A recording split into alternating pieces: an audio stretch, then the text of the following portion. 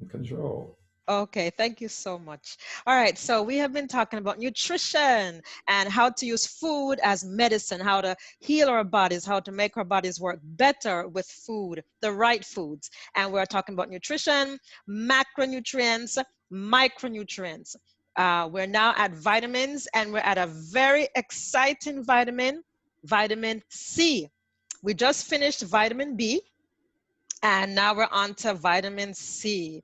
So let me let you know a little bit more about this wonderful, wonderful vitamin. It's just really amazing when you realize how God has made food as medicine. So vitamin C is also Hmm. called ascorbic acid, and it is produced by plants and most animals, but we don't make vitamin C. So we can easily become deficient because we don't make it and we don't store it. So we have to have it really every single day.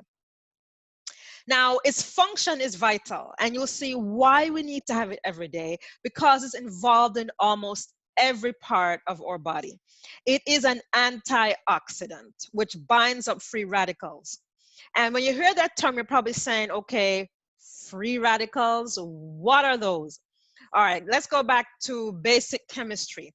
Remember oxygen? Whenever you see oxygen on the periodic table, it's O2. Oxygen likes to travel in pairs. Whenever oxygen becomes detached or dissociated and you have one oxygen traveling around the place, that little guy is a free radical. It's literally like a gang member traveling around your body causing damage. It damages blood vessel lining, it damages the DNA inside your cells, and it actually makes you age faster because it damages all the important cells throughout your body. And how do you get free radicals? Believe it or not, a big cause of free radicals is processed food. You'd never guess it, but processed food, food low in nutrients, is higher in free radical. It makes you form free radicals easier. So processed foods are high in that.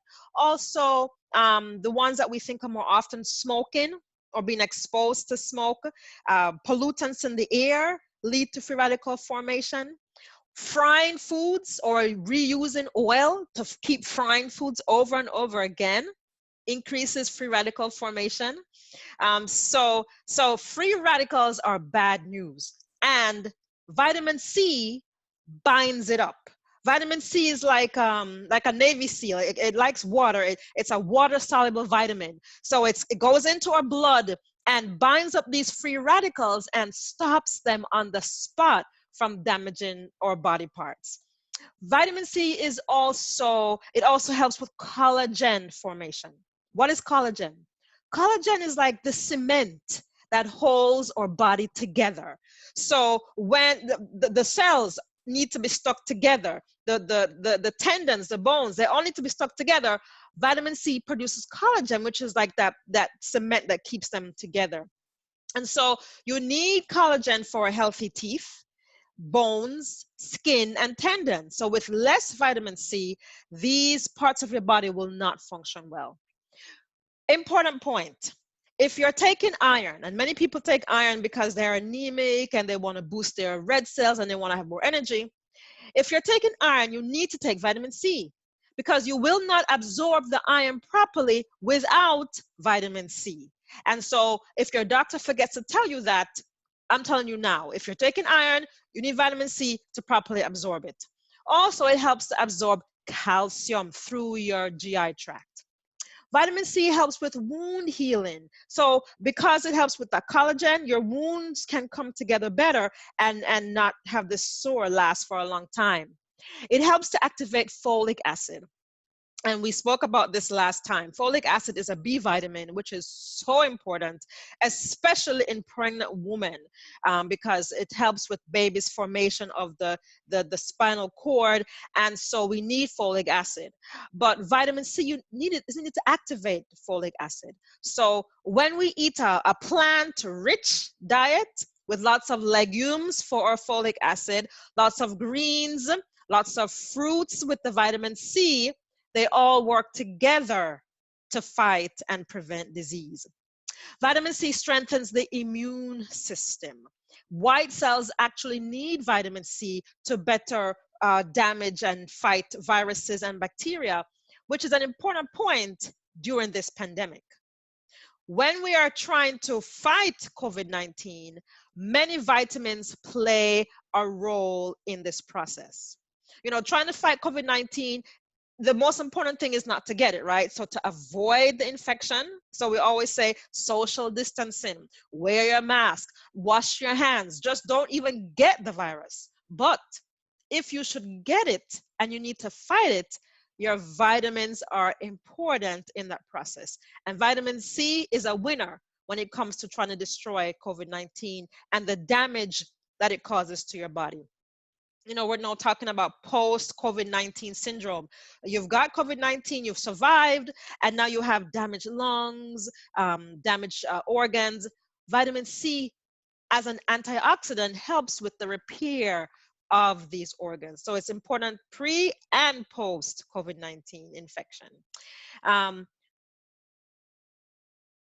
Let's see here. Okay, so we spoke about the function. Now we'll talk about what happens if you don't have enough. When you don't have any vitamin C, you get something called scurvy. And you don't hear that disease name much anymore because people don't usually get to such a severe lack of vitamin C. But that was a big problem in the 1500s, 1700s, when, especially with sailors going out to conquer the world, on their ships, many times they did not have fresh fruits and vegetables. And within 90 days, they were getting sick and dying. Because it takes about 90 days to be depleted of vitamin C when you don't have any foods with that vitamin in there. And what were they getting? Dry skin, bleeding under the skin and bleeding in your eyes, bleeding gums, and sore mouth and sore gums. And then eventually death, because you need vitamin C for every function, really, in the body almost. If you're partially deficient, let's say your diet is really poor and you're not eating that great, you may have some deficiency, and that would look like tiredness, weakness, fatigue, just no energy. Also arthritis. Did you know, Pastor, that Ellen G. White, an author, a favorite author of mine, and I know of yours too, in her writing, she has said that somebody with rheumatoid arthritis should be eating lemons on a regular basis. And have you ever heard of that before? No. I discovered that recently, and I'm like, why would she say lemons? Like, that doesn't make any sense to me. But I'm making the connection now. Lemons are high in vitamin C and many other good properties. And vitamin C is a key player in fighting arthritis. When you're deficient, you have tender, swollen, painful joints. So we need adequate vitamin C even to fight arthritis. And if you are slightly deficient, you will have bleeding under the skin. You'll get bruised easier and bleeding in your gums. Now, can you become toxic with vitamin C? Now, I'm just curious, how does bleeding under the skin, what exactly is bleeding on the skin? How does that manifest itself? Sure. So if you look and you're having a lot of bruises, you're bruising Okay. very easily, or you're Uh-huh. having you won't be bleeding, the blood won't be dripping from your skin, it will be contained under the skin. So almost like a bleb of swollen areas that are brownish or darkish because of hemoglobin from blood under there. But bruising and dark swollen areas could be bleeding under the skin. And that's because vitamin C is needed for collagen, and collagen is the glue that sticks all the cells together. Without enough vitamin C, your skin isn't properly sticking together, and also your blood vessels are not as strong, so they burst easier. So that's why you're bleeding. Now, sometimes I see people with their blood vessels. You can literally practically see their blood through their through their skin. What is that? What is that? There's where blood vessels kind of pop, and it's dark, like veins or whatever. That could be a Or puzzle the number. doctor does. Yeah, that could be a number of causes, really. And the vitamin D deficiency wouldn't necessarily cause the blood vessels to be more prominent. Uh-huh. That can be from a myriad of problems, even something chronic illnesses like diabetes, heart failure that cause abnormal blood pooling or swelling, but um, not Vitamin usually C. vitamin C deficiency. That causes the vessels to be not as strong, and they break easily because the cement isn't properly there. But the popping vessels could be a lot of different things, really. So toxicity. Can you become toxic with too much vitamin C? Not usually, because it's a water soluble vitamin, and the water solubles, we tend to pee them out. But if you have a lot of vitamin C for a very long time, meaning months and years, you can develop certain things like kidney stones, because increased vitamin C can be converted to oxalic acid. You can also get diarrhea very quickly. If you're having a high amount of vitamin C over a period of days, you can have diarrhea from that. Also, there's something called rebound scurvy. That is, if you are somebody taking high dose vitamin C every single day for weeks and weeks and months, you can't just stop it like that. Just one day, just stop. You will get symptoms. You will get like a rebound effect from that. You'll get symptoms of lethargy, weakness, because it's almost like your body becomes dependent on the vitamin C. And so if you want to stop it, you need to taper off the vitamin C if you are somebody who is taking more than 500 milligrams every single day for a very long time in the pill form. If you're getting it through food, you're not going to have rebound scurvy. But when you start to take these supplements and vitamins, there are things you need to be aware of and to consider. What are the sources of vitamin C? Well, this is very interesting because vitamin C is in many different foods. Many times we only think of uh, oranges. You're drinking orange juice, you're taking oranges for vitamin C, but I'm going to share with you many other foods that are high in vitamin C. And actually, oranges are not the highest source of vitamin C by any means. The pictures on my slides so far have been showing you the foods with the highest amount of vitamin C, gram per gram. And I wanted to put them in the slide so it can kind of leave an impression in your mind of high vitamin C foods. The first foods that you were seeing were of cherries, acerola cherries, or Caribbean West Indian cherries. Those are the highest food source of vitamin C. And then other high food sources are red bell peppers. Bell peppers are extremely high in vitamin C, more so than oranges and lemons. And of course, kiwis, very high source of vitamin C. And then you have your other citrus fruits like your oranges, your lemons, your limes. We spoke about sweet peppers just now. Broccoli is a vegetable with a lot of vitamin C. Broccoli, kale, and parsley, high in vitamin C. Also tomatoes, which some people might already know, cabbage, and potatoes. Who knew? Potatoes have vitamin C. Yams, strawberries, and cantaloupes. So you see, it's not just your fruits, but it's also your vegetables, your potatoes, and your starchy foods. And you know what that says to me? It says that God intended for us to eat all these foods in combination together every day because they all supply what we need to be healthy and to be vibrant. You had a point, Pastor? Well, I was just wondering, you said bell peppers, for example, are rich in vitamin C, but like when we eat a kiwi, we eat a whole kiwi. More than likely, we won't eat the whole bell pepper. We'll just eat pieces of it. So I was just wondering how it compare. Or when we eat an orange, we tend to eat that whole orange, you know. And Yes. so even though some things, even say broccoli, I don't know. I love Mhm. broccoli, but Yes. normally we don't eat that much of it. We eat a Yes. piece, right, so to Yes. speak. Yes.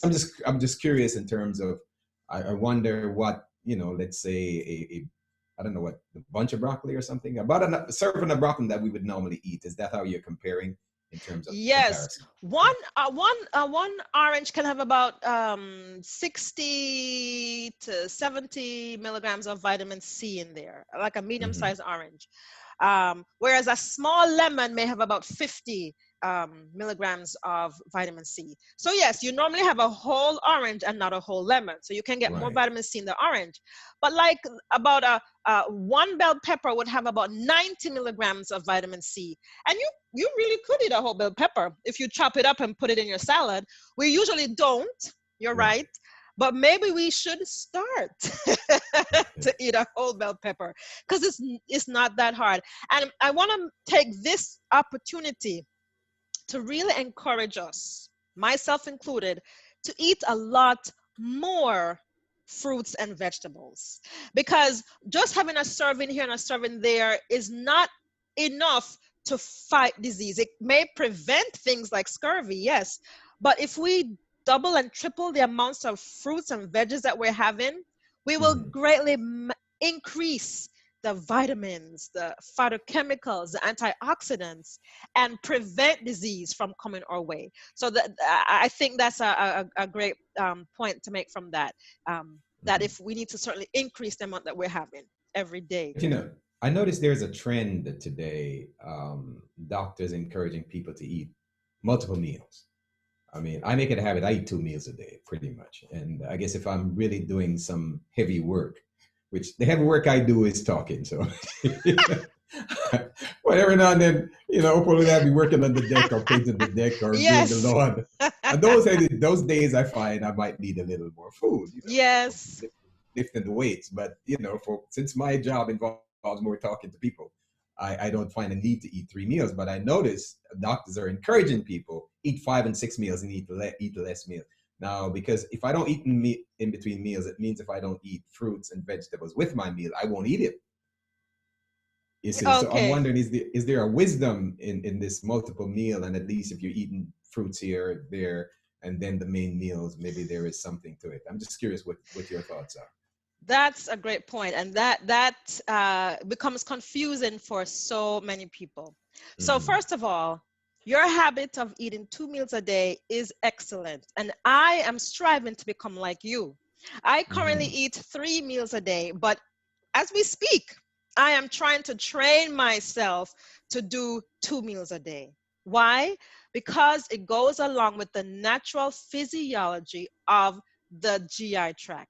The way we were designed is to eat a meal, leave 5 to 6 hours for digestion, and then eat another meal. So your body really only needs to eat 2 times for the day and allow the rest of the time for proper digestion. Snacking is a bad idea. Eating food every 2 hours, every 3 hours is deleterious to good health. It's detrimental. And it's going against the natural physiology of how we were created. I do not encourage that at all. And that has been a big fad for a while, eating multiple meals a day there are many different theories behind it that I've heard to keep the blood sugar level stable, to help you to maybe get enough nutrients in. But no, no. When you snack, when you interrupt digestion, you are leading to illnesses of stomach upset, reflux, diabetes, cancer, because your immune system is also suppressed when you're eating in between meals. Because when the body gets a chance to digest and rest, the rest of the body gets to do its function, its work in a proper manner. So 2 meals a day is best and what goes with normal physiology. Okay, so when you're getting all these fruits and vegetables with the meal, so let's say you eat one meal and you're having your grains and your legumes. Have your fruits with that. Have a lot of fruits with that meal. And your second meal, have your vegetables. Have a lot of vegetables with that meal. And so you're able to get in fruits, vegetables with both your meals throughout the day, and you're still separating them and you're not eating in between meals. If you are hungry and you need to snack, never snack on nuts. Only kids should snack on nuts, because kids need energy, they need fat, they need to grow. But as adults, if you need to snack on a piece of raw vegetable or raw fruit. If you have to eat, if you're starving, you have to snack in between meals. But you should never be in the habit of eating multiple times a day. It is not healthy. And now we're having studies. I saw a research article that came out last year that said, diabetics are being cured on just having 2 meals a day. And I was like, oh, really? you know, First we tell them eat multiple meals. Now we're telling them go back to 2 meals. It's 2 meals a day. And or if you need to, 3 meals, but please never more than 3 meals a day. I just want to follow up on my habit you just hit there, snacking on nuts. Why? Why is it a bad habit for adults to snack on nuts? I'm just curious. Okay, so that's a good point, because you know what? A lot of people do it, and that's how it's advertised. Nuts are advertised as the healthy snacking food, Right. but they are not. Now let's go back to what we've learned so far. We have learned that nuts are very high in fat. It Hmm. takes a very long time to digest a nut compared to digesting a piece of carrot or a piece of celery or kale, any fruit or vegetable. Snacking implies that you're eating in between a meal, which is a no-no, right? You should really not eat in between. You should eat a meal, leave 5 hours to digest it. Do not interrupt digestion. If you need to interrupt digestion because, let's say, your meal didn't hold you, or it wasn't high in fiber, so now you're starving. If you need to interrupt that meal, don't give your stomach a huge amount of work. Give something light, a piece of fruit. The stomach can handle that and move on to its maintenance activities. But don't give it a chunk of nuts, which it has to digest, break down. It's going to hang in the stomach for a few hours. It's too dense to digest, too much fat.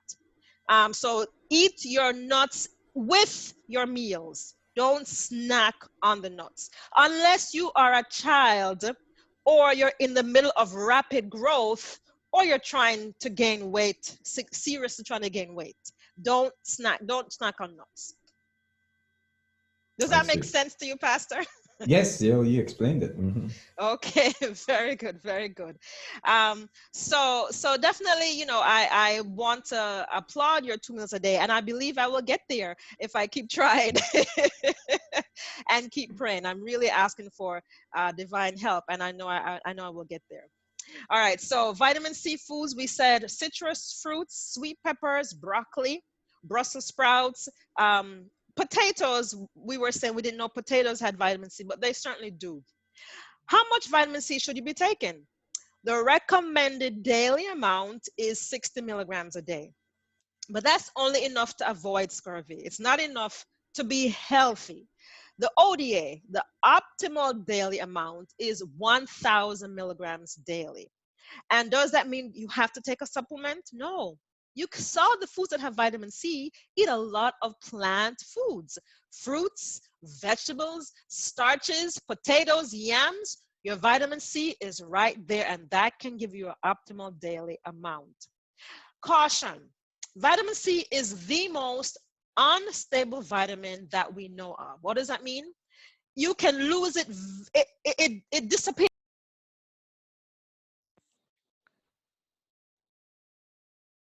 I've lost Dr. Kathy, but she'll be back. I am back.